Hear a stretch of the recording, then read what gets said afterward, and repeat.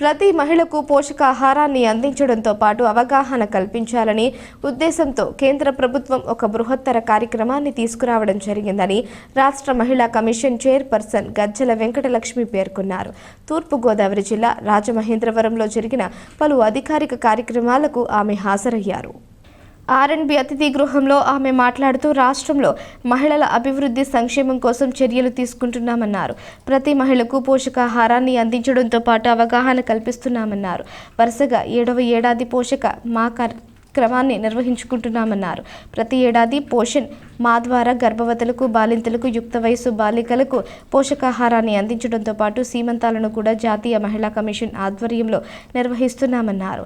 రాష్ట్ర ప్రభుత్వం ఈ ఏడాది కర్నూలు జిల్లాలో బాలింతలకు, గర్భిణీలకు, యుక్త వయసు బాలికలకు అవగాహన కార్యక్రమాలు నిర్వహించామన్నారు. అదేవిధంగా కడప జిల్లాలో మహిళలకు సంబంధించి వైద్య పరీక్షలు నిర్వహించడంతో పాటు పరిసరాల పరిశుభ్రత, గ్రీనరీపై అవగాహనతో పాటు తగు సూచనలు ఇవ్వడం జరిగిందన్నారు.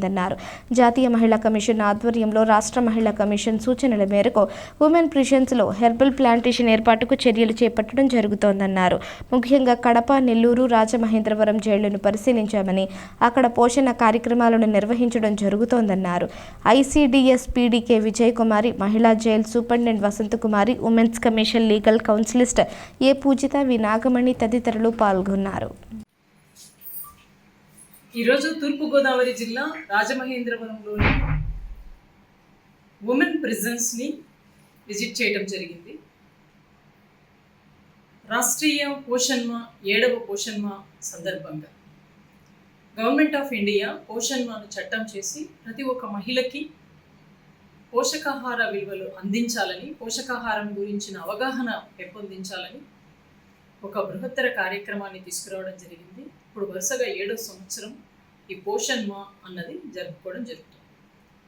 ఈసారి వినూత్నంగా జాతీయ మహిళా కమిషన్ ప్రతి సంవత్సరము గర్భవతులకు, బాలింతలకు, యుక్త వయసు అమ్మాయిలకి పోషకాహార విలువల గురించి అవేర్నెస్ ఇవ్వడమే కాకుండా వారికి పోషకాహారాన్ని అందిస్తూ శ్రీమంతాలు లాంటి కార్యక్రమాలు నిర్వహించేవారు.